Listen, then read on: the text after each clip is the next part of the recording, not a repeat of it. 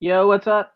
We are live. This is Comic Books NYC, and I have with me my friend James, aka DS Comics. What's up, buddy? Good to see you. What's up, man? I'm real happy we did this impromptu rogue chat. Rogue chat, indeed. We'll get into that in a second. Let's see if anybody joins this rogue chat that we announced yesterday. Really, I feel like you and me we've been talking for a while, like let's just shoot the shit. And then, so here we are doing it. Exactly. And maybe some people will show up and maybe they won't. Or maybe we're just shooting the shit all by ourselves. That's fine. That's what we were doing anyway. So this That is is true. That's what we do. That's what we do on Instagram all day. So looks like we're starting to see some people trickle in here. Cobra Comics, what's up? Good to see you.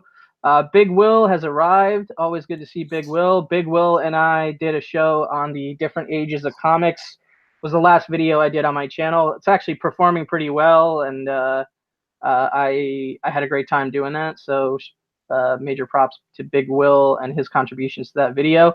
Bear Allen Comics, what's up, bro? He's calling us nerds. We appreciate that moniker. Kachung, what's up? Good to see you. And he says we are here too, so I'm assuming Delphia is hanging around somewhere in there. I don't know if we're on the TV or if we're on the computer, but you know, we'll take it. Bake the Snake, what's up, my bro? How you doing? Always good to see you. One of my moderators and my channel buddy over at Direct Edition Squad. So we got a little crew up in here. So I think we can get started then. What do you say, bro? Yeah. If there is a lack of people participating, you can blame it on me because I don't do any publicity. I don't do any promotion. I was going to say, I'm just straight DL. My special guest, DS Comics, doesn't believe in promoting his appearances on YouTube, on his Instagram. He doesn't like crossing. What is it? Crossing swords? Crossing the streams. Oh, crossing streams. Yeah, crossing swords. Something else. Yeah, something we shouldn't talk about. We shouldn't talk about on this stream. Anyway, and I can respect that, bro. You know, you have a specific strategy, I think, for your Instagram, which is showcasing your pre-code horror, occasionally selling. And I like seeing your posts on there, and I like chatting with you on there. And on your own channel, I believe you're faceless. That's true. You're faceless. I don't think I've seen you do a face video on your own channel. No, I haven't. Yeah. And that's why I told you when you were like, "Hey, do you want to do this on my channel or yours?" I'm like, "All yours, bro." Because that's why. Yeah, okay, that makes sense. So you remain faceless on your. I try to stay off the radar as much as possible in the age of social media, and you know, my Instagram. You know, people on YouTube know that I'm on Instagram. Right. Not as many Instagrammers know that I'm on YouTube, but if they find out, it's not like a state secret. But you know, I'm just they're separate things to me, and I keep them compartmentalized. Yeah. And other people will go back and forth to both of them. But if you go on my Instagram, you're going to see me, Instagram me. If you go on my YouTube, it's YouTube me. And I don't say, hey. I mean, sometimes it'll be like, oh, you might have seen this book on my Instagram. And they're just hardcore enemies with each other, and that's just the way it goes. They're competing personalities within myself. It's a whole dynamic, man. But you know, I'm not. Look, I don't do any of these to promote, or I really don't care how many subs I have. I don't even know how many subs I have on YouTube. Not that I don't appreciate the ones I have.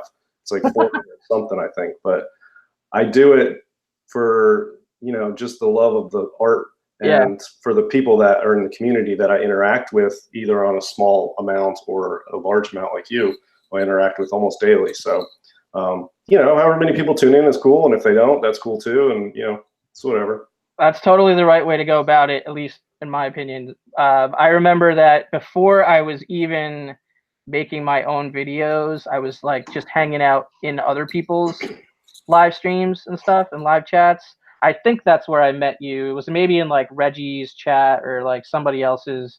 And I think one of the first channels that I subscribed to that had anything at all whatsoever to do with pre-code horror was yours. Because I had just been I think I was just experimenting at the time last year with some pre-code horror and Golden Age and whatnot. I think that's how I got turned onto your channel. Plus, like, you were always participating in the chats too. And then I think I made a video eventually, and I was faceless.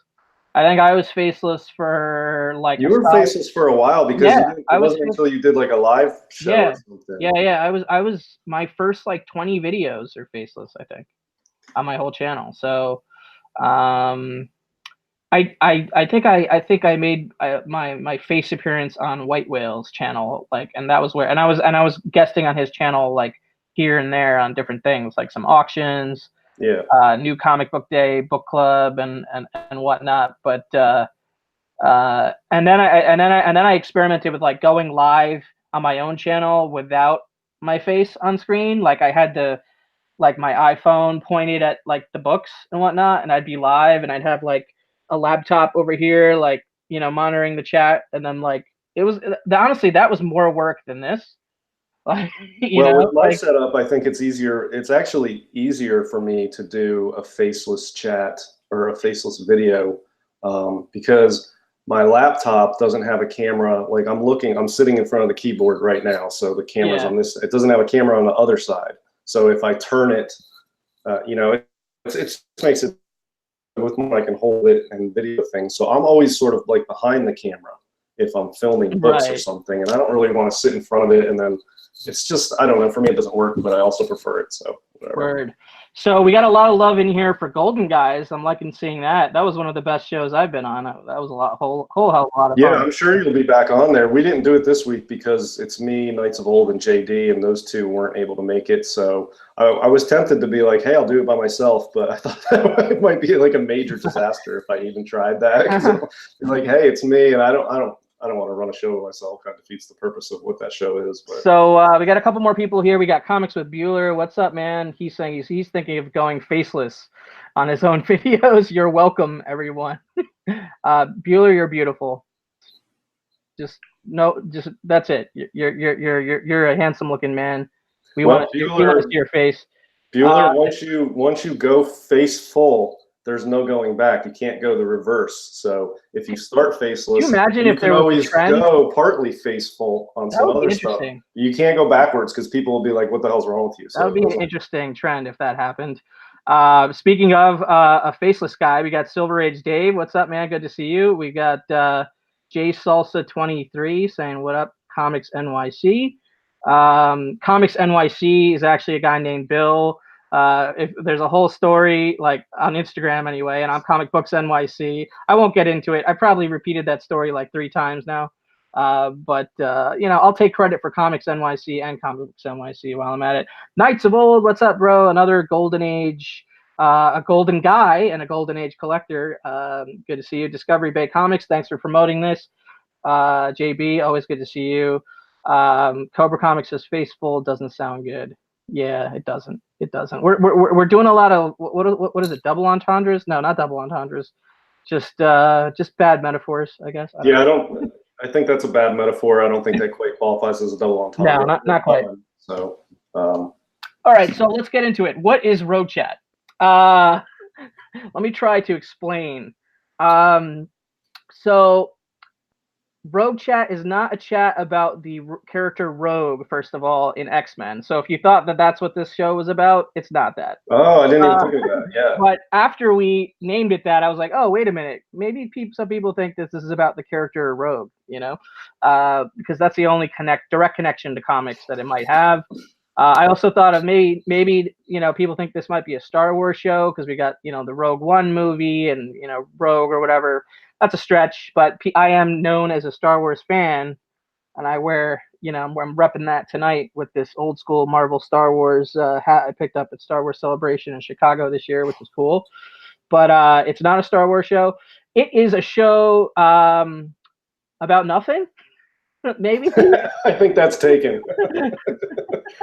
Oh yeah, I think I saw that show in the 90s. I don't think this is about nothing though. I don't think it's about nothing. It will be about something. But I think the reason why DS and I were chatting on Instagram, and we've been talking about doing a you know, just a shoot the shit style show, you know, pop-up show, if you will, without any particular set time, day, or whatever, just whenever we felt like doing it, kind of similar to like how Tony and Jeffrey do Bro Talk, but like our version of that. And I was like, well, should we announce it? Should we just go rogue and that word just stuck out, and then Yeah. we were gonna do it last night, like super late at night, 1 a.m. in the morning or something, without announcing it to anybody, and really do it rogue style. But then we were both kind of decided, yeah, you know what, at least for the first one, why don't we tell JB about it, about Discovery, you know, and let Discovery Base spread the word a little bit, and have people show up here so that we can actually interact with people, as opposed to doing it at 1 a.m. Eastern time, where it would have likely been just the two of us. Yeah, and I think also for me, and we talked about this, it's rogue partly because you never know what day it's going to be on. It's not a regular time or day, Exactly. and it's without regard to anybody else's Moving shows. forward, There's so many shows out there. Yeah, moving forward beyond this one, which was the only one we kind of pre-scheduled a little bit. You know what I mean? Yeah. And we added the Q&As in there because that's what we want to do. We want to actually interact. We want people to throw out questions, whether they're a question specifically to me, or a question specifically to DS, question for the both of us, question to everybody in the chat, whether it's about comic collecting or original artwork, you know, which is something that I'm into. Golden Age, which is something that we're both into. Anything else, really, nothing's off the table. We don't have to answer every question. If you want to ask something super personal, I might answer it. I might not. You know what I mean? I'm not gonna put any rules on it, but that's gonna be encouraged. And then we'll also bring a couple like spur of the moment things to the table as far as comic books things to show. I think today we both brought a bunch of like Golden Age back covers that we like we want to put a showcase on some back covers. As opposed to some front covers, which is, you know, essentially full page ads on the back of Golden Age books. And then DS also has a unboxing as well for us today. So so we got a bunch of stuff to get through. Bake the Snake starts it off right now with what's your favorite color. So DS preempted even answering on screen and put it in mine is gray in the chat. I don't know. I mean, it didn't require explanation. I figure like that's a one-word answer. And that's not worth responding to, Bake. Come on, bring the noise. My favorite color is black, if you couldn't tell. Comics of Bueller, first rule of Rogue Shack, there are no rules. I like it. Thank you, sir. I like having your sign of approval.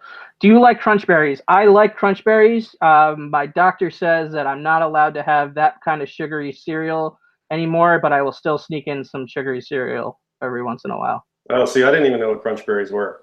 I think they're sugary cereal, right? It sounds like could be, sure. I think it I is. don't eat a whole lot of cereal, and I don't really watch TV that has commercials. I love cereal. A lot of ads and magazines. I don't eat it a lot anymore just because it's, you know, the healthy cereal doesn't taste good. So no, of course not. My favorite cereal was always Frosted Flakes. Yeah, and that's amazing. Fruit Loops. Those are my two favorites. Those are good ones. Yeah. Big Will says DS put a very good comment on Famous Funny's history on the last video. More, please. Yes, I yeah, Big that. Will. I was talking to Kavi about that, and it was interesting because I was just researching that stuff like the day before you guys did that video, which I watched pretty soon after you guys posted it. And so that stuff was all fresh in my mind because I wanted to add. All right, so here's what I was thinking. I still want to. I think maybe next year I'll try to get a couple of these. But Famous Funnies, I was looking for what's the first comic book? Not like something like Obadiah, Old Buck, or whatever from like the 1800s or whatever. None of that French one, which is like the first sort of comic format, and I can't remember the name of it. No, no adaptations from like, you know. Yeah, I'm looking for something like what's the first like comic that's like a comic that would be recognizable as the comic format. And so I did a bunch of research on that, and there were a couple one-shots that predated that Famous Funnies Famous Funnies 1. There was like a couple of one-shots. One was in a newspaper as an insert, but it was like a 16 or 12-page comic book. And then the other one was just a one-shot that was like a comic book. But I also wanted to add like Famous Funnies 3, which is the first appearance of Buck Rogers in comics, I think. And then there's one that's the first appearance of Flash Gordon in comics, and the name is escaping me right now. But you know, I like sci-fi and horror, and those are really early pre-Action 1 books, and they have huge history. And so, yeah, I might try to add the Famous Funnies 1. King Comics 1 is the first Flash Gordon comics. So ideally, I'd like to get King Comics 1, Famous Funnies 1, and Famous Funnies 3. And then maybe one of those earlier one-shots. And that would be really cool if I had like 4 or 5 of those as a set, because I would have, you know, some crucial, super important foundational books pre-Action Comics 1 that really sort of set the foundation for the quote real comics that came later, even though those are real. But it would be really cool, especially as a Golden Age collector. You can't go back too much further and see anything that's relevant or recognizable. You know, you go back beyond 35 or 33, it starts to fade out into things that are sort of like precursors to comics, and then I lose interest. You know, you can go all the way back to cave drawings, and that's a precursor too, but I'm not trying to collect a cave drawing from, like, you know. Yeah, there's a certain point where it's art history and no longer like comic book history, you know. Yeah. And I feel like the Famous Funnies 1 and like King Comics 1, there's a Buck Rogers Kellogg's comic that came with Kellogg's cereal from like 1933. That's cool too. That's got the origin of Buck Rogers and actually predates his actual first appearance in Famous Funnies 3, but it's not like a published comic. It was like send away or something. I don't know. I'm just starting to research this stuff, but I think it's cool. So I'm going to look into it. Very cool. And you know, those things are not as expensive as you would think. Like in the $1,000 to $2,000 range, you can pick up these things. I guess depends on your definition of expensive. But we got some more people here in the chat. We love comics. Chris, welcome. He asked, what is the fastest animal on Earth? Bake the Snake answered dolphin, which is a very smart answer. I would have said cheetah or panther or something. But I don't know if dolphin is accurate or not. Or if that's based on. Well, I think cheetah is probably accurate, but I think a sailfish is fastest animal in the ocean. The sailfish, I think a sailfish is the fastest animal in the ocean, faster than dolphins. Got it, but not the fastest animal on Earth. No, I think a cheetah is faster than anything that swims. How can we get like a determination on this? Bake. You decide. Oh wait, no, but he's the one that weighed in with dolphin. So he said he'd snag a cave drawing if they were in the back issues. Knights of Old is coming at me with, there's no finer back cover than Mystic Comics number 6, 1941. What's that? That's probably true, and that's very helpful for us since neither one of us has anything close to that. But Big tells me to just Google it. Yeah, I guess I could do that. I don't know. To erase. Let's get you collect the sailfish and the dolphin. I'll collect the cheetah and the panther, and we'll see what happens. The cheetah can't maintain its speed though. The sailfish can. So. Peregrine falcon. Oh yeah, why didn't we think of any birds? Why didn't we go there? They dive at like 120 miles an hour, so that probably does take the cake. Yeah, peregrine falcon. So I got a question. I'll throw in my hat in the Q&A ring. I'm so used to seeing your videos in a like dark, dungeness basement, you know, if I didn't know you, I would think that a serial killer lived where you do your videos from, like on your own channel. You know what I mean? Your faceless videos in the dark, kind of like with like a BCW box and a, you know, and your slabs and whatnot, and they're great videos. Don't get me wrong, but this backdrop is new, which I've only seen recently on like the Golden Guys and a couple other streams. Is this your comic room now? And if so, are you going to decorate it, and how? It is my comic room now. Me and the girlfriend sort of made some rearranging in the place, and after many years, she has finally realized how important and significant this is that we have donated this room to me.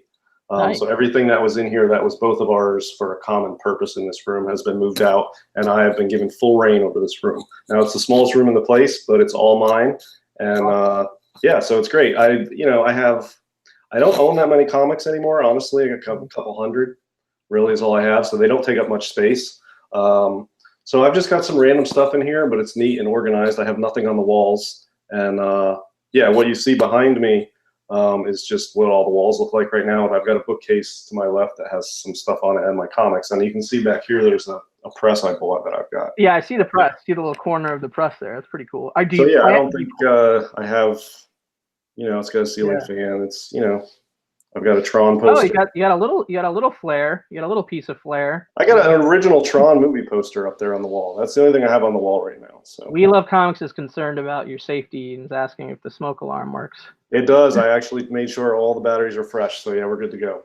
Very my nice. collection's insured, and I'm not on any risk of flooding. You know, if something happens to it, I'm insured, and you know, it's not life or limb. It's only comics, so if anything happens, you know. We got an update on the speed race here. We got the Mexican free-tailed bat is faster than a cheetah, and apparently the peregrine falcon, which Kachung brought up, it goes 240 miles an hour, which is pretty intense. Mr. Variant says he's making plans to build a room on my house just for comics. That's awesome, man. Congrats.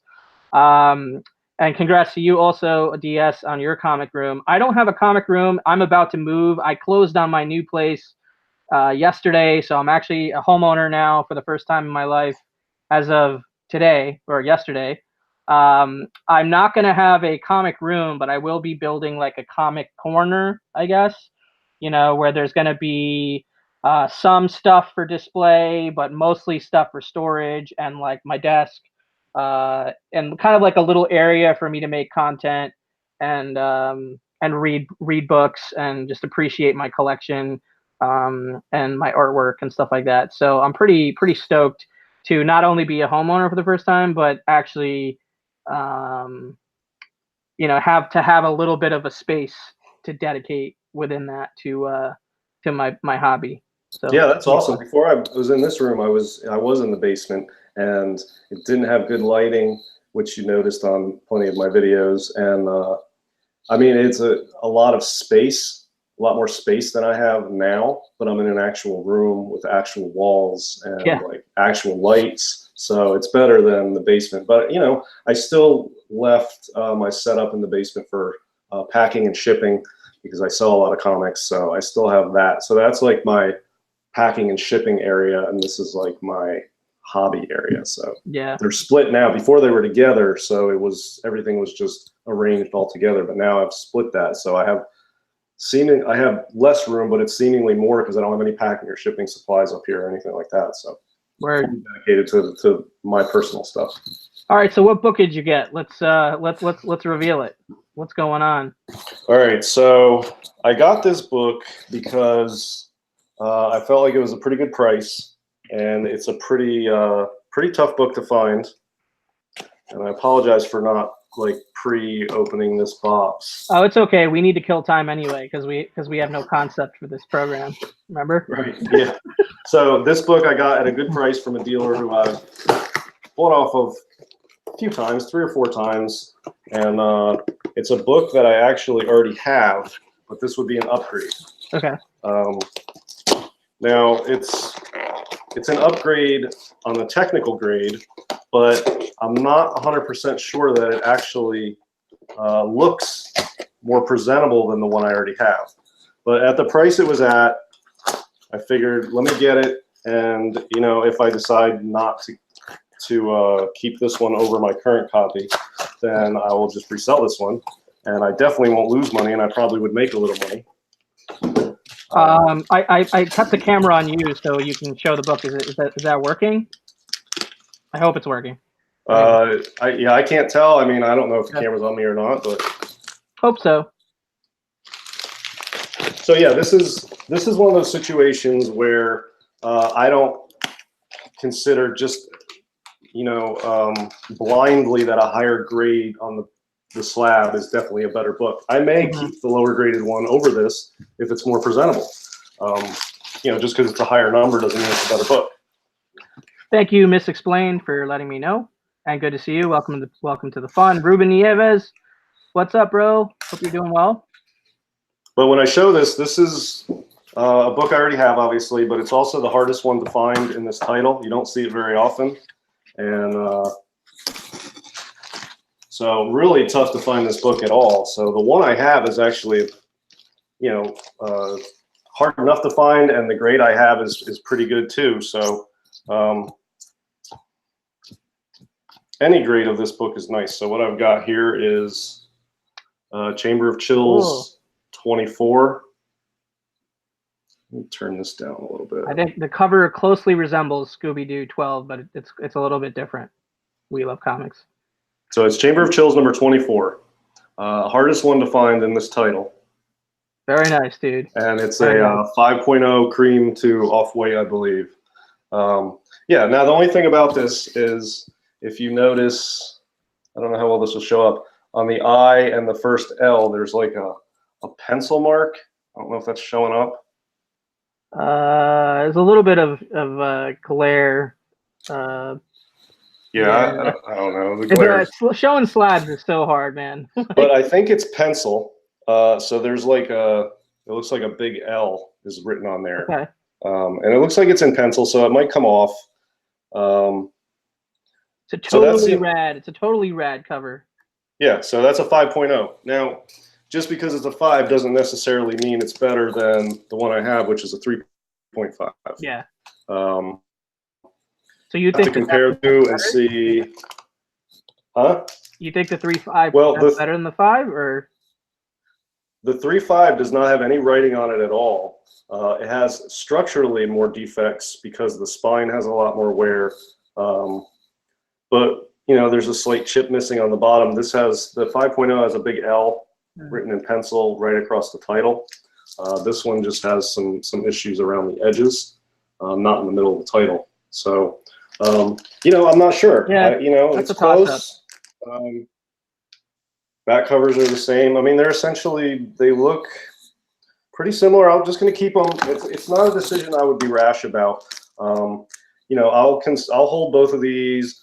And, you know, after a week or so of looking at these and thinking about it and considering, I'll know which one of these I want more. The worst thing to do, especially with books that are rare or expensive, is to make a snap decision. Like, I got the 5.0, quick list the 3.5 and sell it. You know, then I might regret it when I keep looking at this and this pencil L is bugging the hell out of me forever on the 5.0. Yeah. And I might be like, man, I wish I had my 3.5 back. So I don't know. I mean, just because it's a higher grade doesn't mean it's a better book. And I will take some time and let them sink in, and I'll see which one I want to keep. Know, it's contextual. You know, there's the scenario so the specific scenario, you know, will determine a lot of that. Especially for me, like, you know, that I got one of my holy grails recently, which is the 35-cent price variant for Star Wars #1. Yeah. And I got it a 1.8, the only blue label 1.8 on the census, and you know, that book is like skyrocketing, and you know, and it's so rare that it's almost like $1,000 a point. You know what I mean? Yeah. So like, I could only afford like a low grade, but there's a kid, the kid, whoever, I'm assuming it's a kid that first owned the book, in pen outlined the Star Wars logo at the top of the book. So you can see, like, in the Star Wars title, you can see in pen him drawing like the entire logo. You know what I mean? Yeah. And it, you know, it doesn't bother me a ton, because like, how they're not, you know, there's not 10,000 of those on the census. You know what I mean? Right. Will I be able to upgrade that one day? Maybe. You know, there's not many copies, and it gets super pricey. So for me, that's a more acceptable defect. Whereas if it was a book that had, you know, 2,000 or more copies on the census, then I feel like, oh, like, I just didn't do as good of a job finding the right copy. You know what I mean? Yeah, and that's sort of how I feel.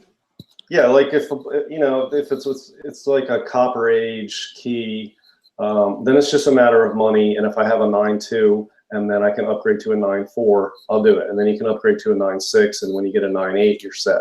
You know, some people don't necessarily need 9.8s, but if, you know, for those type of books, the upgrading is exact, and, you know, you're just upgrading mid books. But stuff that's hard to find and expensive and older, there's a lot of different types of defects. You're not looking at 9.0s and 9.2s for books like I just bought. I've got a 5.0 and a 3.5. You know, they're, you know, in the same ballpark for me. I'm not, going to go from a 5 to a 7. I'm not trying to upgrade this to a near mint copy. I'm just trying to get the most presentable, good, complete copy for my collection. You know, a 3.5 and a 5.0 of these books, I don't know. I mean, I could get more value if I sell the 5, and the 3.5 might be just as presentable for me.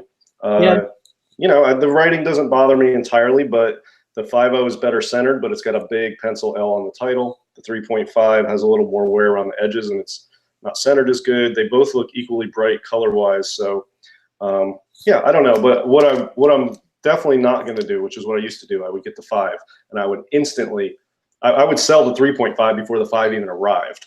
Right. And then I would sometimes find myself wishing I had held on to that so I could compare. I'm like, man, I think that one looked better, but I don't know. I already got rid of it. So I'm not going to, you know, just flip the lower grade automatically, because the number's not necessarily the book for something like this. And I'll let it sink in. I give it a week and sort of consider which one I like better.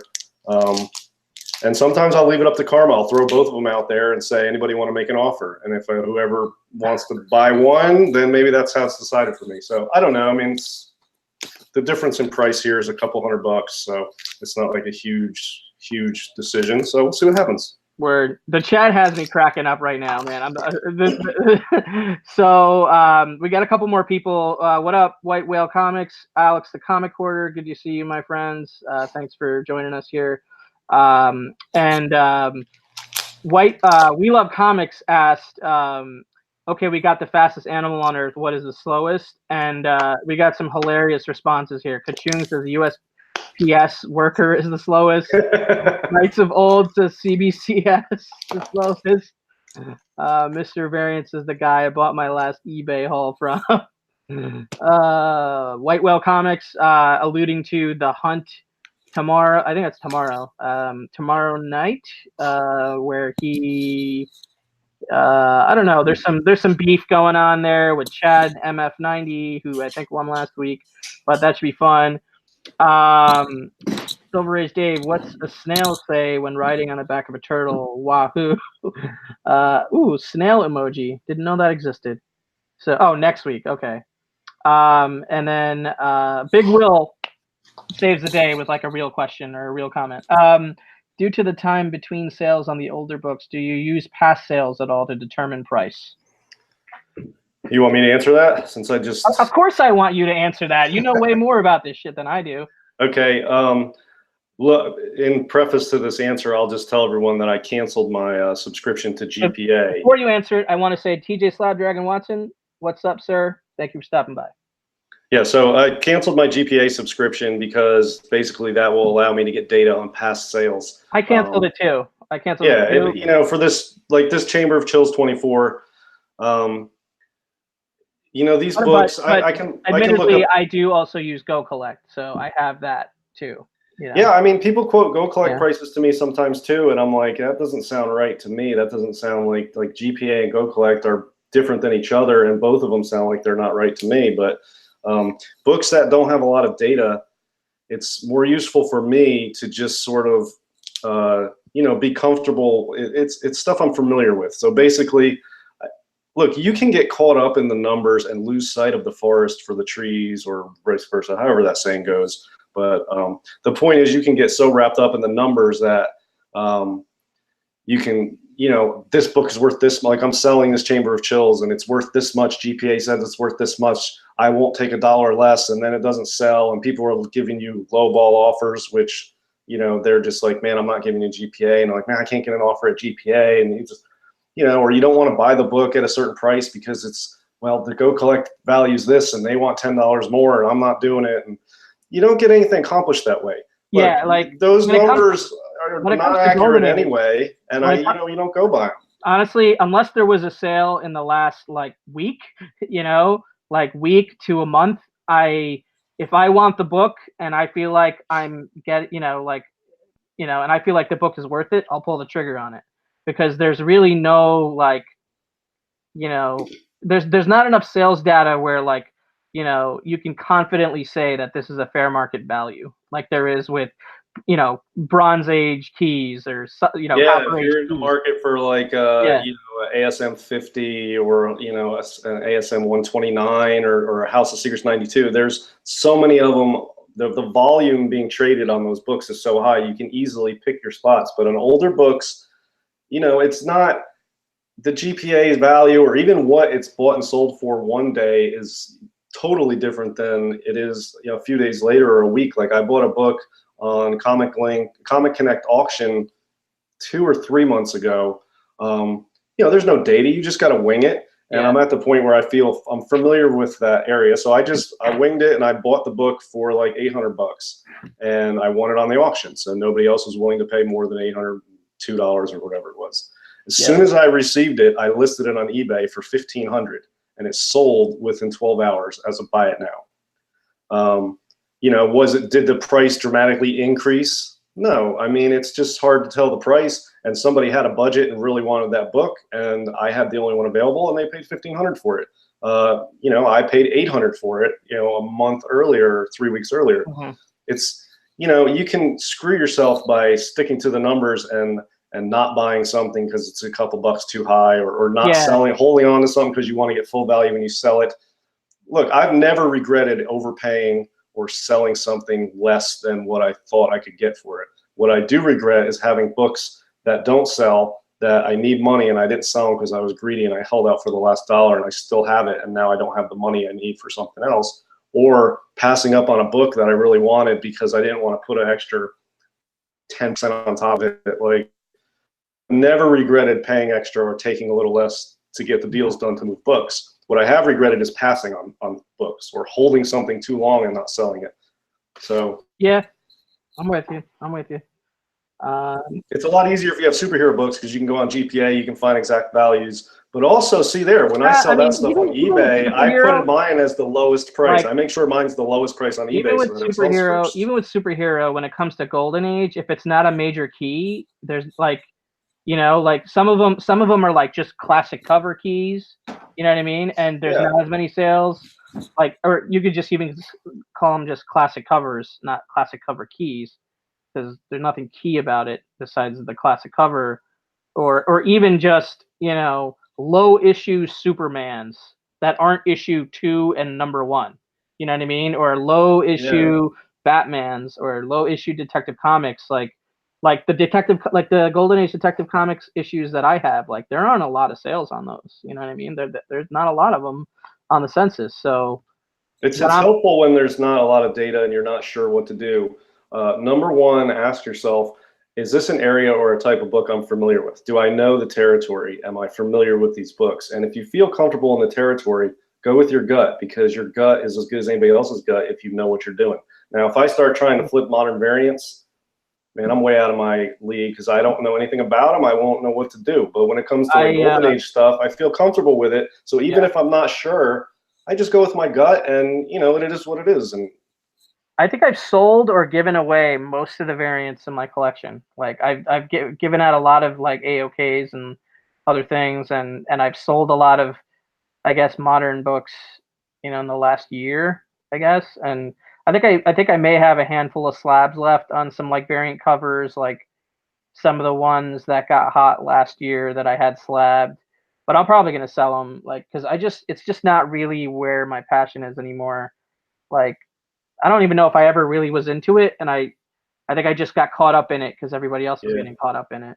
I did too. If you watch some of my early videos on my channel, I have some stuff that you'd be like, "What is this? The same DS?" Like, I think I think I know literally what you're talking about, but I just sort of held on to it like an old blanket from my childhood because I remember superheroes. So I've just like, I felt comfortable with superheroes being in my collection, and I realize now that I was so over them as my top passion long before I actually let them go. It was tough to sell books that I had wanted for so long or kept for so long or had such a collection of high grade modern stuff. But when I sold my Hulk 181 specifically to buy a Golden Age Grail, I was really nervous thinking about it leading up to that. And then when I did it, as soon as the deal was done, I immediately felt like, yes, this was the right thing to do. And after that, I just let it fly. It was like I let the floodgates open and all the superhero stuff went. And I had a lot of really high grade, like copper, all the copper keys pretty much in 9.8. and I sold them all, and I made a ton of money off them, and I bought Golden Age stuff, and I never looked back. Yeah, I mean, between my original art, yeah, I mean, you know, goals, I guess, if you want to even call them that, loose original art goals, and my Golden Age comic goals. I don't really have much of a desire to collect anything else outside of those two things at the moment, unless it fits into the category of like Silver Age ASM, which is a thing that I collect, you know, or, you know, a couple little pockets there of some Silver Age stuff. But outside of that, I'm mostly buying moderns to read purely for reading purposes, not for collecting purposes for the most part. Not going after collectability in anything like post 1980, you know? Yeah, right. Well, you want to see how hard it is for Golden Age, or when there's not a lot of data, I'll ask people in the chat to throw out what they think this book is worth, and you'll see the range it comes back at. But this is probably you know, a 3.0 to 3.5 complete unrestored. It's a 1940 book with Tarzan battling a shark on the cover. Shark covers, dude. They're so cool. So 3.0 to 3.5. I mean, what's this worth? You're not going to find any data. So, I mean, if people want to throw some answers out there, you'll see the range. So you just have to sort of be comfortable with, you know, what it is. But, you know, when I bought this, I had no idea. I just threw an offer out there and I got the deal done. And did I overpay? No, I'm happy with the book for what I paid. So I did not overpay. But, you know, what's it worth? I want to say what's up to Sean Richards, my buddy on IG. Good to see you. Thanks for stopping in. So that shark cover is awesome, but is it as awesome as this crotch back cover shot right here from this full page ad? Oh, nice. Look at that. Look at that. I wonder what's on the back of this one, actually. So I'm bringing out the first back cover of the night. So this is Police Trap 5. This is Carlton Publishing. It's actually a Jack Kirby on the cover, but this glorious full page ad on the back. So yeah, enjoy that. Yeah, that's real cool. Oh, I think I've got you beat just on this Tarzan book. Oh no. I have a color back cover on this one. Is there crotch involved? The Tootsie Roll of Honor. Check this out. I have that back cover. I have that back cover somewhere. Yeah, real cool. That's a pretty clean back cover for this book too, for 1940. Clean. So yeah, there's a really cool back cover. I actually didn't remember what this was. Yeah, see, Ruben is saying $500 for that. Yeah, I mean, I think it's worth $500. I paid less than that, but somebody else had one. They would, you know, they wanted a completely different range of prices. So it's like everybody's just making up their own price. I paid $500 for this book. I think it's definitely worth $500. Sure. All right, here's my next back cover. The Amazing Force Caster. It's supposed to like predict weather or something 24 hours in advance. It looks like a birdhouse of some kind. Not entirely sure what this product did scientifically or why people, you know, had any reason to buy it, but I just thought it was pretty interesting, and the only time I've ever seen a weather prediction machine on an ad. And this is the back cover for Comic Cavalcade 14, which is a, you know, DC Golden Age title from 1946. Oh, did someone say Little Bird? I just said it. Oh, here's one of my favorite back covers here. This is the back cover to my Startling Terror Tales 11, which is a sweet L.B. Cole book. The cover, I mean, I love the cover. This is my favorite pre-code horror cover of all time right here. And this was one of the first grails I bought when I got into pre-code horror. I set my sights on this, and this was at the time the most I ever paid for a book by a long shot when I bought this. But the back cover is I just think it's super cool. It's leopard auto seat covers, and it's just cool.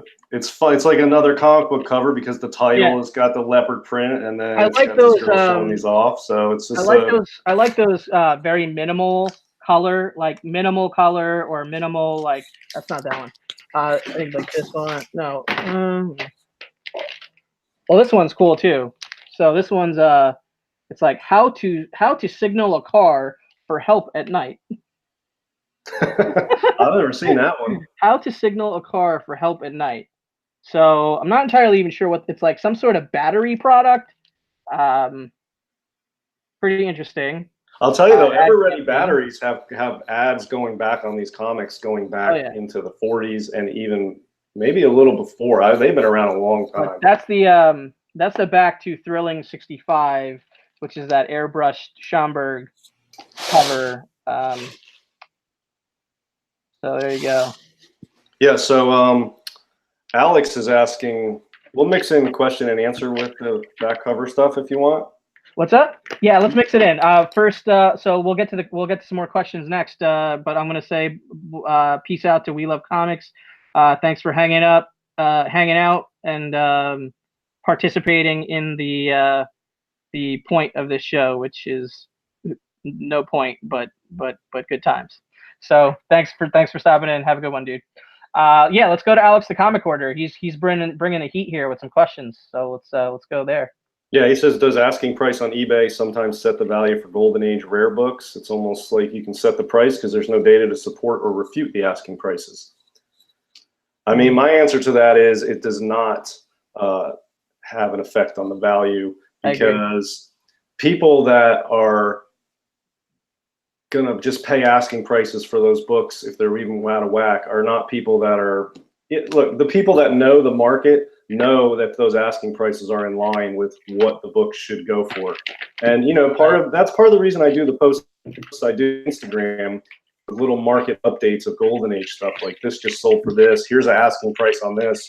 And, you know, it doesn't set the value or even influence it, but it makes books sit on eBay for a lot longer, because there's been books, look, there was one that sold yesterday. 2 years ago, I offered this dude $900 for this book, and he laughed at me. He had it priced at like $4,000 or something. And I was like, look, I'll give you $900 for it. This was 2 years ago. Same exact book from the same guy. He just sold it yesterday, and he sold it yesterday for $500. He had it listed at $8,000, $7,000, $9,000, $5,000, back and forth on these huge ranges for 2 years. And his asking prices just meant the book didn't sell for 2 years. He sat on it until he dropped it to $1,200, and then he dropped it to $1,000, and then he got some interest at $1,000, and then he finally sold it yesterday for like $500. You know, there's a book on there right now on eBay. It's a Tomb of Terror 15. It's a 3.0. The guy wants $5,000. There's hardly any watchers. There's nobody making offers on it. People who are into that, they know that's just not what it will go for. So I see Golden Age books sit on eBay for a long time. Yeah. If their asking prices are too high, because people in the market know what a book should go for. So I don't think it affects the value. I just think I think the books end up sitting, to your point, quite a long time, especially Golden Age. Even the cheaper Golden Age books, like low grade slabs and stuff like that, if there's no interest and they're overpriced, they're just gonna sit, you know. You know, I haven't bought a book on eBay since January, so I've been out of the eBay game like for almost 5 months, you know, 4.5, 5 months. I almost forget what it's like looking at eBay. Like, you know, prior to this year, I was using eBay a lot. Now I don't know.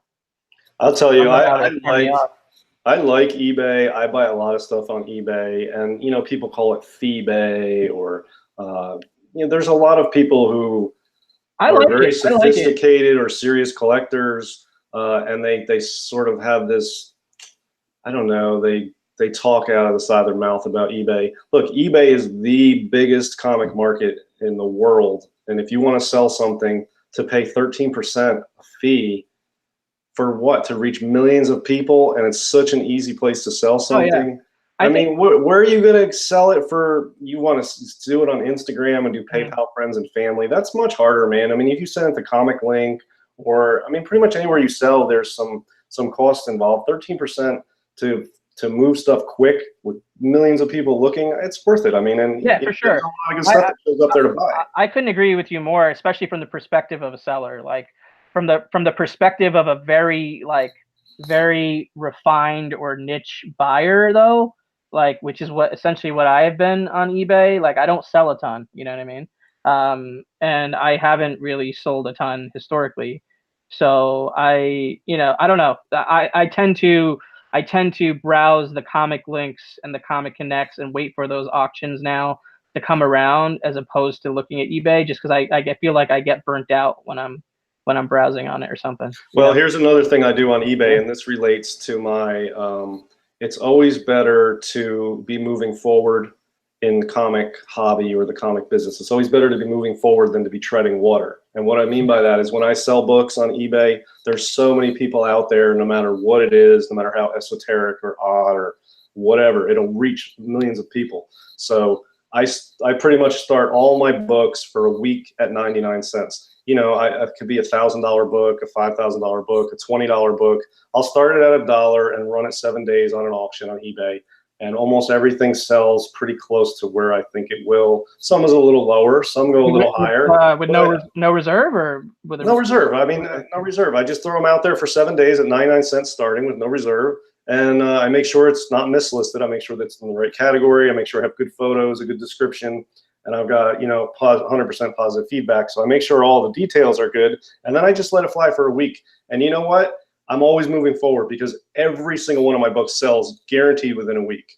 100% of them all sell. Now, some of them are deadbeat sellers or buyers and they don't pay me and I have to relist it. That happens everywhere, but yeah, I'm always moving forward. I sell everything. Now, I sold some books that came back lower and I'm like, damn, I wish I got more. But then there's other ones that I'm like, wow, that was more than I would have listed as a buy it now. And it averages out, but I'm moving forward. You know what I mean? In 7 days, books You're not stuck with a bunch of books in a corner. You're moving books out. You're getting new books. You've got an evolving cycle going on. Right now, this is my collection, and no books are coming in, and no books are going out.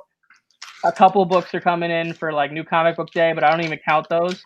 You know what I mean? So that's where I'm at. But once I move all my stuff to my new place and get a little organized, I'll be able to start, dipping my toes back into the water again. But I'm going to say we got a couple more people here have joined. We got JP's Budget Collecting. We got Pope Cerebus the First. Good to see you guys. The Boy Who Had 7 is here. What's up, Matt? Who else is in here? We got a bunch of good people in here tonight. Tech 31 Kid is here. What's up, man? Good to see you, Ben. You want to pop out another back cover? Yeah, in a minute. Let me address a couple of things people are saying here. Sure. Boy Who Had 7. I'm not the master seller, but I sell a good bit. I'm a top-rated seller on eBay, and I've got feedback that's like it's 100%. I've probably got 400 or 500 something feedback, all 100%. So I'm a successful seller, and I've done it a good bit, but I'm far from a master. But, I think I have like 100. I think my feedback number is like 120 or something ish, something like that. Yeah, that's solid. Pope is saying you best pay up with DS. He's probably heard me talk about this before, but yes, here's a tip for if you sell on eBay. If somebody doesn't pay you or you have some trouble with a buyer or there's some deadbeat or whatever, eBay has a blocked list. You can add users to your blocked list. And I have a bookmark up here with my blocked list. And all you do is you just separate them by commas. And when you add a new one, you just save it. And every time somebody doesn't pay me or takes too long or some type of problem as a buyer, I add them to the blocked list. And they can't send you messages. They can't bid on your items. They can't send you offers. Right. They can't do anything. There's like, you're dead to me type thing. And that's an ever-growing list for me. It's just part of doing business. And I'll never get all of them. But I have this fantasy in my head that someday every single deadbeat in the comic world will be on my blocked list, and it'll be smooth sailing no matter what I sell, because there won't be any deadbeats left that haven't interacted with me. They're all blocked. But that's just the tip. There's a blocked list you can use on eBay to get rid of deadbeats for future transactions. That's an optimistic attitude. I like it. Mr. Garrell, what's up? What's up, my friend? You're here, and you're a moderator. Welcome. Oh yeah, so that back cover I had that nice. Oh wait, one more thing. I wanted to respond to something Alex said about those other auction sites. He's saying that the auctions are way too long, like 30 days or whatever. And yeah, sometimes that can be frustrating. But honestly, for me, I personally, it's like almost like part of a ritual or something. You know what I mean? Like when the new Comic Link round starts or the new Comic Connect featured auction starts or whatever, I go through like, a process, if you will, like between the original art and the books of like, okay, like here's what I'm like really interested in. Here's what I might be remotely interested in if I follow the pricing. You know what I mean? And then I'll take a week to go through that process because I know I have 4 weeks, like, so I take a week to like slowly like categorize what I might be interested in that auction round. And then I'll let 2 weeks go by and then I'll check pricing again. You know what I mean? And then during that last week lead up to the final day and the final moments where the real bidding happens, that's when I make cuts. It's like, okay, this has gotten out of my reach. This one has gotten out of my reach. This one I didn't feel as strongly now as I felt like 3 weeks ago about it. Not going to go after it. So it's like a 30-day like ritual process for me that I really enjoy as a collector for those kind of like longer lead auctions, So yeah, and what I do with those, if you're selling on them, it's just you submit them and you wait for it to sell and then you wait for them to send you a check. That's a whole other thing. But yeah, buying on those auctions, look, here you can have, it's sort of like what I do with CGC submissions. I try to stagger them. So instead of sending one off and just waiting 3 or 4 months to get it back, I'll send one off. And then, 3 weeks later, I'll send another one. And then a month later, I'll send another one. And yeah, I'm waiting for 3 months on that first one. But in the meantime, I have other stuff going out. And then when that 3 months hits, I get that first one back. And then I send another one out. And then another 3 weeks later, I get the second one. You could stagger them. And with the auctions, Heritage runs an auction every Sunday night all year. So it's every single week. And then Comic Link auctions and Comic Connect auctions are every month. But Comic Links are only 2 weeks. Comic Connects are 4 weeks. So you've got action every week on the 3 big auction houses. And, I follow all of them. I have watch lists on all 3.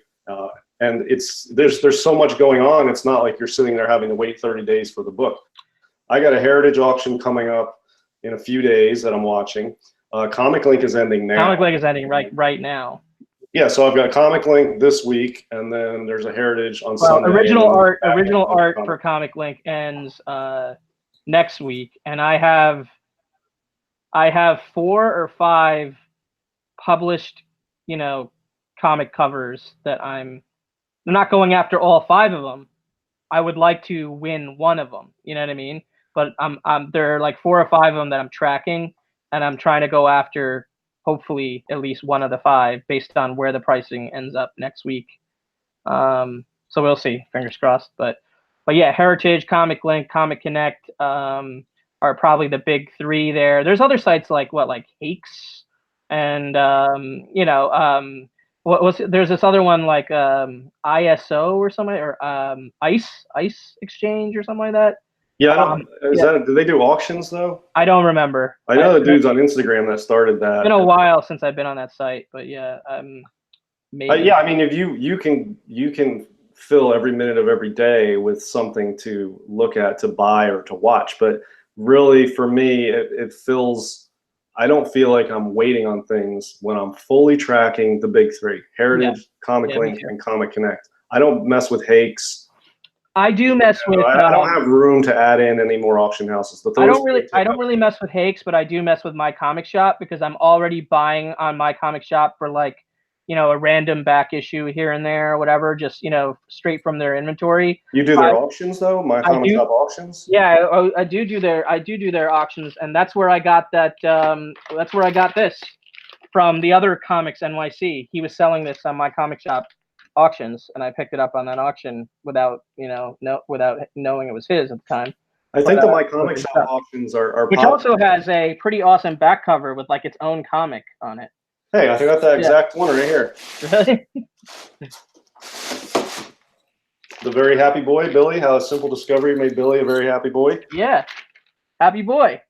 Is it the same story? Yeah, it's the same story. This is the back of my Startling, which makes sense. Oh yeah, both the same publication. Same publisher. Yeah, that makes sense. And cover artist too. Oh yeah, both Schomburgs. Yeah, Schomburg. And then I got this one, All Star Comics 22, where it also has a Tootsie comic on it. It's like a full Tootsie, full page. Well, I guess there's an ad down here, but there's a little comic over here, and this is the flag cover for All Star Comics 22. Oh yeah, that's cool. Yeah. We got John's Comics with Kids is in the house. John Free, the King, Yes, all the cool kids are here tonight. A lot of blue wrenches now all of a sudden on my channel. I didn't realize I had that many. Yeah, you do have quite a few. Yeah. I'm not sharing my blocked list. Somebody asked me if I would share who I have blocked. The reason I don't share, I'm not putting people on blast. I've had a bad experience with somebody. I don't want to deal with them again. But other people may have good experiences dealing with these people. Unless I feel like it's something fraudulent or totally dishonest or some total BS, then I'm happy to go on Instagram or here and out them for it. But just because I've had a bad experience with a buyer, and maybe it's because I am too rigid of a seller, and I only give people 24 hours. If they don't pay in 24 hours, I'm blowing them up with reminders, and then it's canceled and they're blocked. I don't mess around. So, you know, if you're not that type of seller, then you may get along better with some people. I don't get along with everybody very well because I don't have time to look, you buy something, you pay for it. If you don't pay me in 24 hours, you're done forever. I'm not messing around. So I don't care. eBay gives you 2 days and then you can file an eBay claim and go. I'm not doing all that, dude. I don't think as a buyer, I have enough respect to pay right away for a book I actually want. You know what I mean?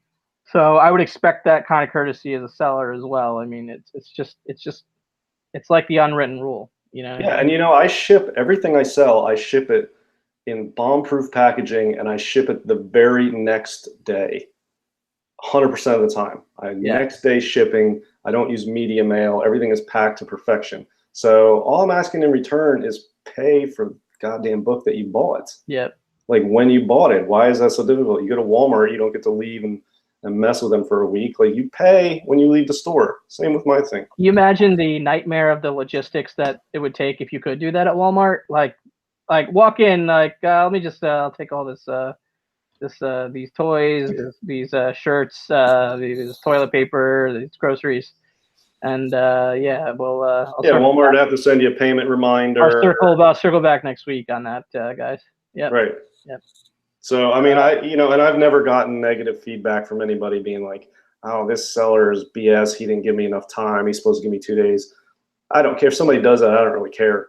But if you don't pay me in 24 hours, I will send an invoice within a couple hours. I'll send a payment reminder after 12 hours, and I will send a final notice after 24 hours. If I don't get a quick response and 25, 26 hours have gone by, I just go to cancel the order and I ask for the reason why, and I say, buyer requested cancel. And that's the reason, because by their actions, they are asking me to cancel it because I have it in my description. I cancel it, then I immediately open up my blocked list and I put them on there. And then I relist the book. And I've had people be like, "Oh, I'm out of town. I was going to pay you when I get back." I'm like, "Sorry, it's already relisted and it's got bids. You're out of luck." I think I found the back cover that Knights of Old was talking about. Yeah, I was just trying to find it while you were talking, but I think this is it, and he can tell me if I'm wrong, but that is badass back cover with the red skull holding up an issue of Young Allies that's coming out. So I think this is the one he's talking about, and that is super cool. That is dope. Back cover. I mean, I know that there's a lot of them, but I really like back covers that have candy bar ads, like this is Detective Comics 60. It's got this a Baby Ruth ad on it. Detective Comics 48, another Baby Ruth. It's got the actual picture of Baby Ruth on there. Yeah, that one's cool. I like that. I like that one a lot. And this one too. This is Captain America 51 Schomburg, another Baby Ruth ad. Pretty cool illustration on that one too. So Baby Ruth, man. Well, I've got one here that's I think is pretty cool. This is the back of my horrific one. It's a Comic Media is the company. So this is 1952. And it's got close-ups of the germs with the names of the germs and how to kill them with this product. And the product it's called Save Your Hair. So I don't know, you get something for your hair, but it's sort of like that. Save your hair. It's that slick language where they don't tell you exactly, but if you send them money, you will definitely, they promise it'll work, whatever they do send you. And this one's like, "Hey, you got bad skin? We got you covered." Yeah, I've seen that one too. But look at the pictures of the germs on this one. They make it look scientific, but it's just black dots, and some of them are elongated and some of them aren't. And they have little scientific names under each one. Like, it's not. Yeah. It's a very slick ad because they don't even tell you what it's for really, but it'll save your hair and get rid of these scientific germs. On the back of my another theme you'll often see is like guns. Like, look at this giant freaking shotgun ad on the back of Superman 11. So it fits the color scheme too. It kind of like that yellow blend into the ad from the wrap. I like it, and it's very, very colorful. Like plays with a lot of different colors. So I probably have at least 5 books with some sort of shotgun or shells or something like that on the back. Yeah, there's one, and I've got one somewhere, but I don't know which one it is. But it's got the full back cover ad for a Tommy gun, and I think it's a kid's version of a Tommy gun, but it's like that rifle one, but it's got a Tommy gun on it, and I just love that because the Tommy gun is such a cool weapon in history that I just love seeing a picture of it on the back of a comic book. So Knights of Old said the reason why that back cover, I'm assuming, is because Mystic 6? Mystic 6. Is because Stalin is being punched. They changed the real cover because Russia became an ally. Ah. Yeah, what was the Tootsie Roll one I showed? Yeah, you did show a Tootsie Roll. I mean, we both remember what book it was though. We both showed the Tootsie strip. I have a Tootsie Roll. Oh, it was on the back of this Tarzan book, which it's in Mylar. I'm out of poly bags. I hate Mylar, and I really don't even want to take it back out of this Mylar because it's sharp. And here's another Daisy air rifle ad, which Ben is alluding to in the chat too. On Starling 43. So, I love Here's one you probably haven't seen before. This one is on the back of my 3D L.B. Cole Lion book. Okay. And this is from 1953. And it's got an Explorer kit on the back in color with a ray gun and glasses. Check that out. That's a really cool one. Awesome. Yeah, I really like that one. And this you get all 3 for only $1.98. You get 1, anti-glare goggles, 2, an Explorer compass, and 3, an electro signal gun, which sends clicking and flashing messages by day or night. Huh. So that's a pretty badass deal for under $2. So yeah, that's what you get. Under $2. Cool. Yeah, $1.98. Yeah, it's just crazy to kind of like put yourself in the shoes of like people picking up those books off the stands, and those are the products that were being slung to them. You know what I mean? Like, so different. It's such a different world. What else is going on? Do you have anything to plug? I think we've gone about 70 minutes. I mean, we can keep going, but I figured an hour is probably what we were shooting for, right? Well, I got some more back covers to show. All right, yeah, go for it. I only pulled out like 7 or 8, so. Well, I just have 2 boxes with me, so I was just going to show. Go for it. Here's one on the back of my Beware Terror Tales 8, which I absolutely love. This is one of my favorite pre-code horror covers. I really hate the glare. Ooh, that is cool. Is that better? Yeah, I mean, I can see it. That might be a little better there anyway, but really cool. It's like a pewter and scarlet sort of color scheme on this cover. Pretty tough book to find, but on the back of it, it's got, it says, "Hey guys, it's easy to build these lifelike models from Mechanics Illustrated, full-size plans." Ooh. And then you can build these. Is that like a Ford Model T or something? Yeah, I'm not sure. It's got a Miller Special for 50 cents, and that's this one here. That's the Miller Special. Sweet. And it's got a Baker Electric. That's cool. For 50 cents, you get the Baker Electric. That's the Baker Electric. Yeah, I think I got a back cover here where like there's a Lionel train set or something, which is a popular toy back in the day. Yeah, Lionel train set. Yeah, this got a Chevy Bel Air, Miller Special, Baker Electric, and a Cummins diesel, like hot rod. So yeah, I thought that's a pretty cool. That is really cool. Back cover there. Pope Cerebus I says NYC and DS. I really dig you guys as collectors. Phenomenal, man. Thank you. That's very nice of you. And I owe you a book that that I said I would send out to you on one of my streams. I haven't forgotten about it. I set it aside. I was going to throw in some other books because I hate just shipping one modern floppy in a package. So I'm going to have to put in some other books in there. So just hang tight. I will get that out to you, bro. Did not forget about that. Caleb Comic Smurf Murphy, what is up, man? We got all the cool kids here, except Mr. Garrel, who thinks he's not a cool kid. I had one other one here that I thought was, oh, here's a cool But he's a one. cool kid in my mind. He said, I need NYC to buy into redistribution economics. He has so much, I have so little. Not commenting. Not commenting on that. Mastodon Comics and Collecting, good to see you. Thanks for stopping by. Don't worry about being late. This show has no particular point. Just feel free to rewind it if you want. We just showed a lot of back covers, and well, we're still showing back covers, but and shot to shit. All right, so here's one. This is an ad to mail away for a comic book of this, which has got to be pretty rare because I haven't seen this comic book, but maybe somebody else has. But so on the back of my Guns Against Gangsters 6, which is a cool LD Cole Sharp cover, it's got this ad for Schwinn Bicycle Comics. And all you have to do is mail this coupon now or paste it on a penny postcard, and they will send you a free copy of the Schwinn Bicycle comic book, which I've never seen one. I'm sure somebody probably has, but this was a mail-away comic book in 1949 about Schwinn bicycles. So really, really cool. That's really cool. There.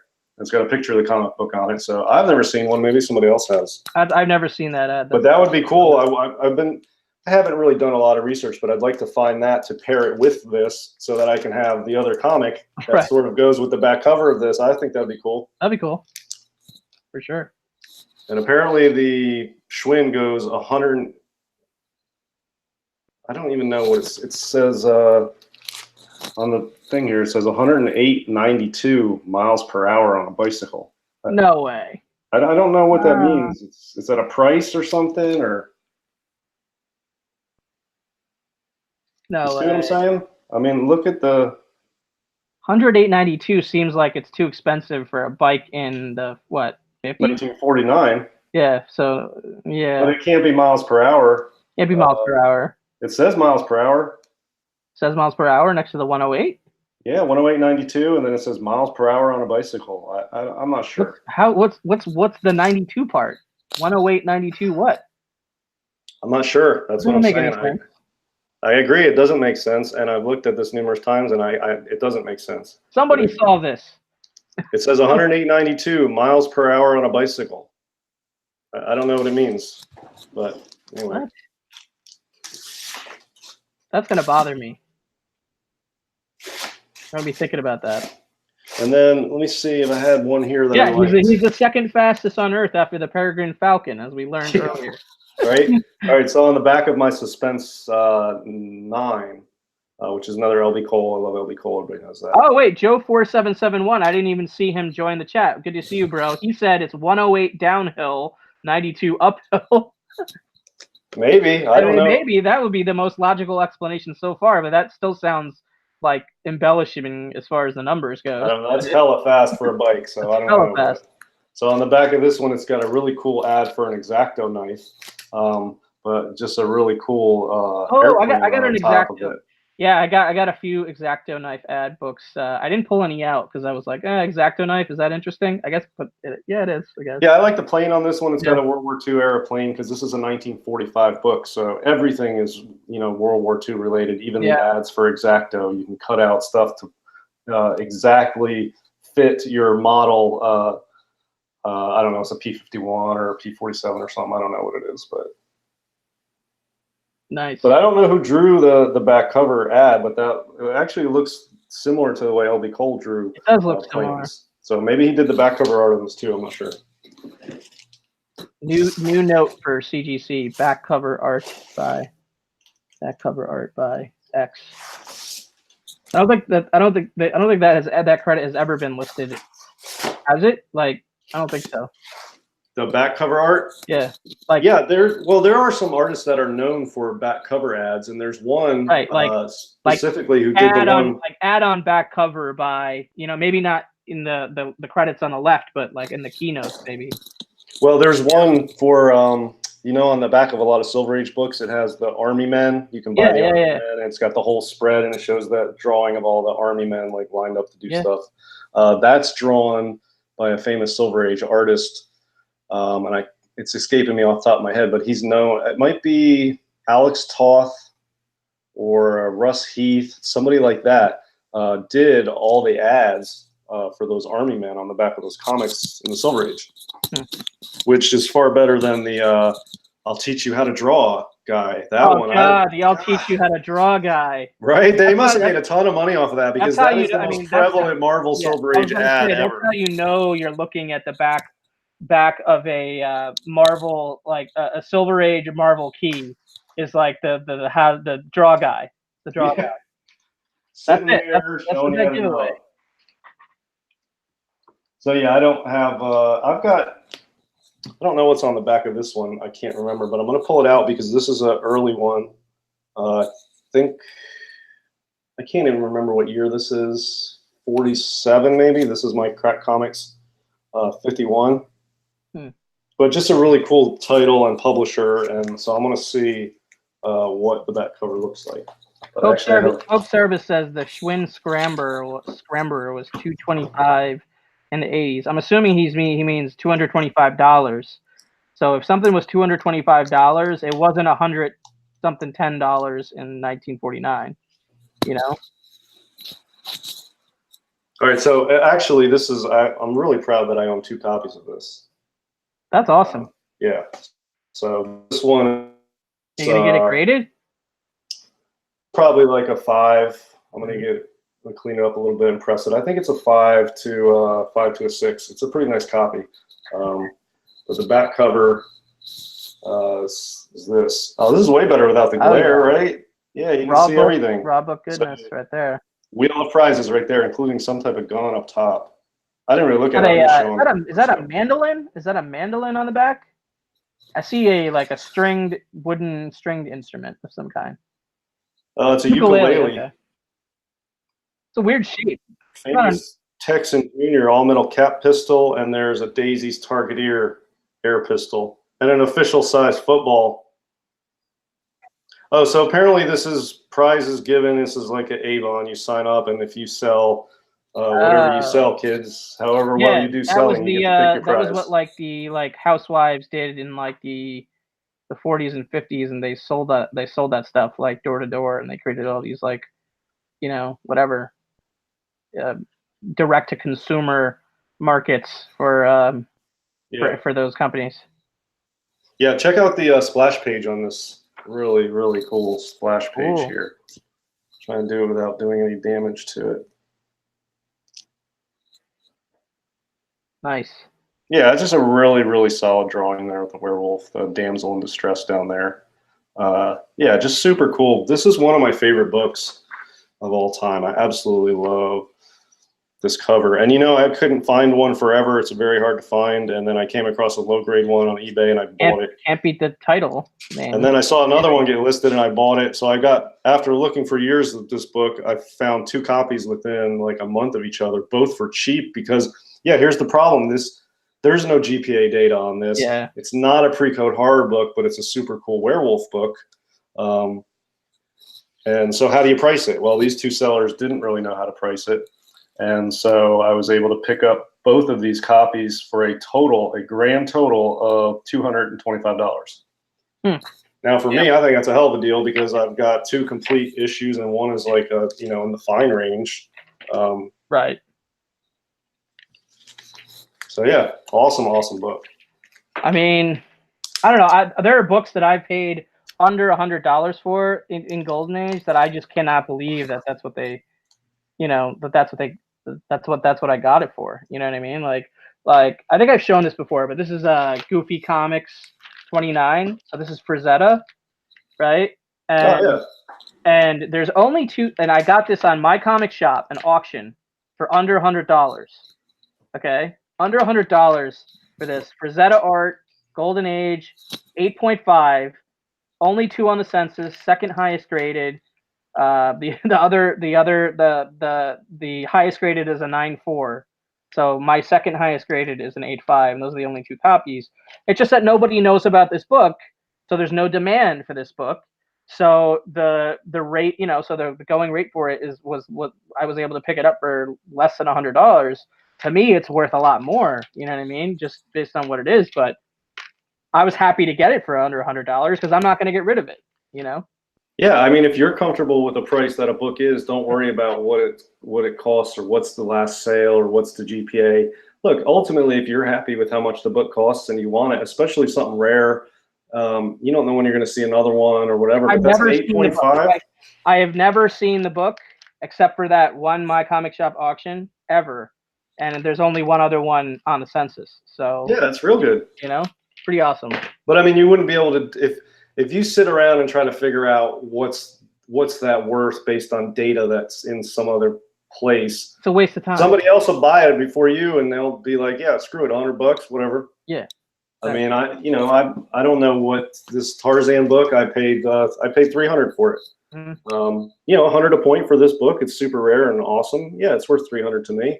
But somebody else in the chat said $500. Yeah, I think $300 was a deal for this book, honestly. And somebody else might be like $100. Well, maybe for them it is, but if you're comfortable with it, whatever. Check 31 Kids said ice cream ads are fun too. I don't remember off the top of my head if I have any ice cream ads. Yeah, I have one in here, but I don't remember where exactly it is. But I was looking through these last night after we talked just to see if I had cool ones. I do remember seeing one somewhere, but. Oh well. What's on the back of the Chamber of Chills I got today? Oh yeah, what's on the back? Oh, a tale of love and betrayal, possibly. All right, so. Show it. I really couldn't blame the other girl. Nice. And there's a little inset, which you're not going to be able to read there, but it says, I really couldn't blame the other girl. It was my own ugly skin that chased him away, but it was a doctor's formula that won him back. So then it's got all this text about how you can avoid skin blemishes, and of course they are the experts. I was going to say, what's the product? Okay, got it. But yeah, cool. It's a skin thing for women, but yeah, a cool romance back cover there on a Golden Age horror book. That's pretty badass. Pretty badass. All right, let's do one last question here, and we'll wrap things up. We're approaching 90 minutes. And thanks for making this almost 90 minutes, everybody in the chat who showed up. We had no clue what to expect on this one, so I think I'm pretty stoked as to the turnout here. But Knights of Old asks, who would you rather have dinner with, Neil Adams or Jim Steranko? And then we'll also do Pope Servus DS. Can you sum up the literary quality of these older pre-60s books? That's a loaded question, but we could try. Well, yeah. Do you want to answer? Do you want to do Knights of Old's question first? I would rather have dinner with Jim Steranko, but just based on the stories I've heard about, the stories he can tell and like his overall demeanor and attitude. Neil Adams seems like a cool guy, but every time I've sort of come across his table at a con or just kind of, been in the same room with him, I didn't really get a inclination that that he would open up a ton. I don't know, but that could be a total assumption on my end. So I would love to have like dinner with Steranko and hear some crazy ass stories and just let him take over the show on the dinner. You know what I mean? I guess that's a simple answer, but that would be my pick. I never met Steranko. I wanted to meet him this year. He was scheduled to appear at Big Apple Comic Con. I showed up at Big Apple Comic Con to the Hotel Pennsylvania, and then he canceled because he had some sort of emergency or whatever, some family situation, which is totally understandable. But I was a little bummed because I brought my X-Men 50, the Polaris cover, the Silver Age, with the green cover, one of his best covers, and I brought some of my Nick Fury Sterenkos as well. So I rarely bring books to cons to get signed, but for Steranko, I kind of was into the idea. So I didn't get those signed, obviously, because he didn't show up. So that, maybe one day, I'm sure I'll run into him again at another con, and we'll see sooner than later. But yeah, I would pick Steranko too, because I feel like he's just he's more of a dude that would just want to like hang out, party, and just like let hang loose, out. and he's sort of like a rock star. And yeah, Neil Adams, I would. He seems I like would take an art class from Neil Adams or have a one-on-one art tutoring from him, but Steranko would get mine for like a night out or dinner with or out on the towns. He seems just more of a serious type, like serious and reserved type, just based on the little I know. But Lindsay, what's up? Thank you for stopping in. Good to see you. Yeah, so the Pope's question about the literary quality of the older books. It's hit and miss. For pre-code horror, I basically buy these type of things. This is a hardcover, and you can buy these for pretty much all the pre-code horror comics that were ever made. And there's just all the titles, all the collections. They're all in these reprints, and they're hit and miss. Those pre-code horror books are, each comic has a collection of like 3 or 4 or 5 different stories in it. And I will tell you, in every single one of them, there's always one story at least that's really good, and sometimes all of them are good, and sometimes there's a couple that just bomb. Different artists and different writers on each one. It's usually the artist and the writer is the same a lot of times on a lot of these horror ones. I think the literary quality is good. It's sort of like reading a version of the Twilight Zone. If you like the Twilight Zone or the old Outer Limits, reading some of these Golden Age horror books is like watching the Twilight Zone. Some episodes are better than others, but they're all engaging and interesting and short and succinct, and all of them have little twists. All these horror stories in these books have little twists at the end, usually, for the most part. So it's sort of like a horror version of the Twilight Zone is exactly what's going on in the pre-code horror books. The other stuff, like the adventure stuff, or like I don't read a lot of superhero stuff from the Golden Age. But this Tarzan book and this Crack Comics. I read some superhero stuff from the Golden Age. I prefer the Silver Age, I guess, but they're pretty similar, honestly. Like, there's a lot of bleed over in the writing style, I think, from like late Golden Age to Silver Age. I mean, I haven't read a ton of early Golden Age superhero, like 1930s, like late 30s, early 40s. I haven't read a ton of those, I'll be honest. It's just there's a lot of like the superhero has a lot of continuity and history of the character that continues, even though it's a different adventure in each comic. It's the same. But a lot of the Golden Age non-superhero stuff that I read, they're one-off stories.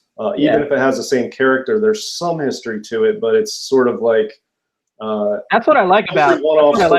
Though. That's what like a Tarzan story or a Sheena story. There's not a lot of backstory to that. It's just like a new adventure starring the same person or character, but it's like a one-off story, and it's pretty much like watching horror or sci-fi or adventure films in the 50s, like old school stuff, or like the Twilight Zone. It's the writing is like watching those. If you haven't read any, but you've watched like the Twilight Zone or 50s B horror movies or sci-fi or noir stuff, it matches that to me. The art forms are very similar. It's like it's almost like you could frame out the movie into the comic, and that's exactly what it would be. Yeah, like, reading in Golden Age is where I have the least experience as far as the actual reading is concerned. Like, because for the most part, my Golden Age books are slabbed, and even the ones that aren't slabbed, that are raw, are so fragile. You know what I mean? Like, it's not really my Golden Age collection is not going to be the part of my collection where I'm going to be reading the raw books I have.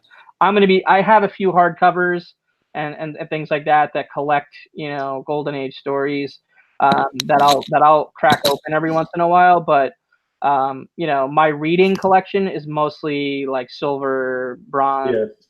My reading is the same as my collecting, and like and modern. I read a lot of modern.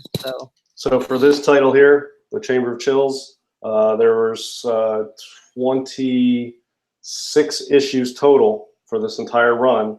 Obviously I'm not going to read this. It's slabbed. Both of these copies I have are slabbed. But I've got this is the Harvey collected the entire collection. So I have read every page of every Chamber of Chills book from the Golden Age without opening most of the actual books. This is the These are the paperback or soft cover ones, but they're in that nice, I don't even know what you call it, a sleeve or whatever. But yeah, so you can flip through and read, and these reprint exactly each issue, even with the ads. So these are exact reprints. So yeah, real cool here. This is how I enjoy pre-code horror, because most of the stuff I have is slabbed, and it's also valuable, so I'm not trying to crack it open very often.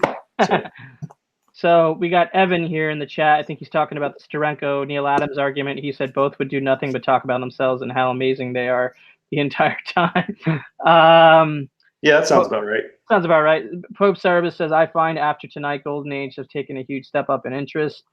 Cool, man. I mean, yeah, we're join the fold over here, bro. We need some more people. And not all of it's that expensive. I mean, there's some there's plenty of places, every era. There's plenty of places to dive in without spending a ton of money. Who Dat Comics, Movies, and more, and maybe not and more anymore. Just Who Dat Comics and Movies is in the house. What's up, bro? Evan says, I've never had a fanboy mentality, and in my experience, most artists generally have a high opinion of themselves, whether warranted or not. Yeah. I haven't, I've met a bunch of artists at cons, but mostly modern artists, like current, on the current books kind of. I haven't really met too many of the quote unquote legends of the game, in person, to have like a real conversation or anything like that. Yeah, and I talked about it on the Monday chat with Bob and Metarog that we do our No Faces chat. Yeah, there's a plug. You know how to promote, bro. Oh, all right, yeah. See, I don't usually know how to promote. When in Rome, while on ComicBooksNYC, go for it. Promote. When I went to Baltimore Con, I didn't even go down. Is it called Artists Alley? Is that where these guys are or whatever? Artist Alley, yeah. See, I don't even know. I just stayed. I didn't go down there once. I don't know who was there. I remember people being really pissed off that Frank Miller or Neil Adams canceled the one day. I think it was Frank Miller was supposed to be there. Maybe he canceled. Could be somebody else. I don't know. I didn't even go down there. I have no interest in meeting these people in real life. I'm not a starstruck person. I like the art. And I really, if I ran into one of these guys, it'd be like, oh, yeah, cool. Nice to meet you. And then I would walk off. I'm not a signature guy. I mean, I'm not very sentimental about that kind of stuff. I have no desire to meet any of these guys. I just like the art. I like the art. I like the art. I like the stories. I don't really fanboy much either myself. I probably would be the fanboying more over like the actors and stuff, like in the movies, which is related but not directly, not technically comics, as would most people, I think. You know what I mean? Like as far as like celebrities are concerned, and getting nervous. Or whatever. Yeah, I mean, if I had to pick celebrities, I would definitely pick comic book artists and writers over any of the actors in Hollywood. Really, I wouldn't. See, I would. I don't pick any of them. I don't want to meet any. I don't really. It's not that I don't want to meet them. I wouldn't care if I did or not. I wouldn't, but that's only a question on like if you would force me to actually have a list, because I don't care about that really at all. So like I'm not. I would never pay for like a meet and greet or a photo op at a con. Like I've never done that before, Well, when I was younger, I was in college where the president at the time came to give a speech at the college I was at the time. And I remember everybody was like so starstruck because it's like the president of the United States is going to be on our campus and you can get tickets. Are you going to go down and get tickets? Or are you going to go see the president speak or whatever? Yeah, I don't care. And I was like, whatever, I don't really care. I was the same way then. And I remember getting up that day and going to class. And there was like me and one other person in the class. And the professor was like, well, does everybody go there? And I was like, yeah, I guess so. I don't know. I guess the president's giving some type of speech or something. She's like, well, they can't just skip my class. And I was like, I know, right? I'm here. Let me some extra credit for being here. Like, I didn't even care. I went to class instead of trying to get out of it to see the president of the United States. So I don't get starstruck. Anytime the president visits, I've lived in Los Angeles and New York most of my life, like my adult life. And in both areas, when the president of the United States visits, it was Obama during my LA days, and now it's been mostly Trump during my New York days. It brings like the traffic to like an absolute halt, and like it makes like, and subway lines and stuff like that get averted, and then certain lines are closed, and like it just makes traveling within the city just an absolute nightmare. So I have basically major resentment for any presidential visit to anywhere I've lived in the last like 15 years. So that's just me. Yeah, that's how I feel about all the celebrity stuff. Like the reason it took so long to get into the last con I went, I feel like because so many people were there to go meet some artist and get a signature. And then I think it was Frank Miller. I remember being annoyed where I was trying to get around to look for some Golden Age books to buy, and being annoyed that some people were like standing around, grouping up, like complaining that so-and-so that they went to meet is not there. I get it, but move out of the way because my stuff is here. You lost.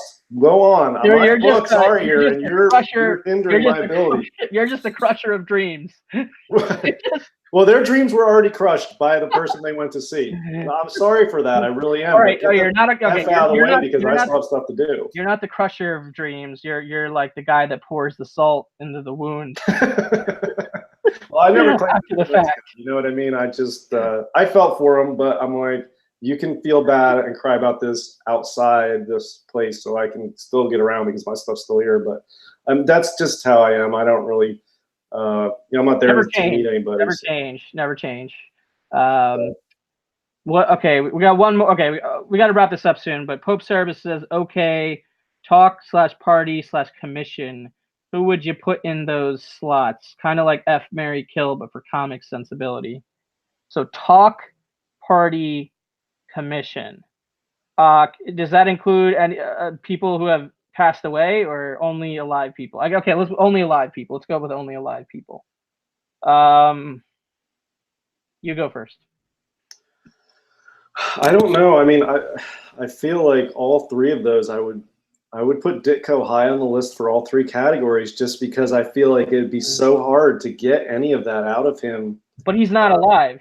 Oh, you just have to be alive. That's why I said, does it have to be alive or dead? Because my choices would. I mean, I would say almost everything I own comic related in my PC was created by people who have passed. Right. So, if it's people that have passed, I mean, Ditko is be very interesting for all three of those for me. All right, so I'll attempt to give a quick answer without too much thought of only alive people. Talk, I would say Jim Lee. So I'll go with Jim Lee because between Image Comics and everything that went down, his time at Marvel, his time now at basically the top of DC, he has so much industry experience. Plus, I do like his art, quite a bit, especially in Batman Hush run. So I think I would like to hang out / have a talk with Jim Lee. Whether that extends into the party side, I don't really know him. I don't know his party habits, so I won't just assume. But I'd love to party with Jim Lee too. You can assume. I think that's part of the fun. Like I assume that Jim Lee probably parties pretty good. I assume so, but who knows? But I would like to do both talk and party with Jim Lee. But if you need a separate answer for party, I'll just go back and steal my Steranko pick from earlier. So I guess he's my backup party pick if Jim Lee doesn't want to party. And then commission, I almost would say Jim Lee also, but that's just too easy. Commission, I think I would go a live artist. I think I would have to go with. Man, that's tough. I mean, I would probably pick Neil Adams or Frank Miller, honestly. Yeah, I was going to say Frank Miller. I was going to say Frank Miller, but I feel like these are too obvious for me. I mean, their art styles anyway are so well tailored to the commission. Something quick, just in black, black lines, quick.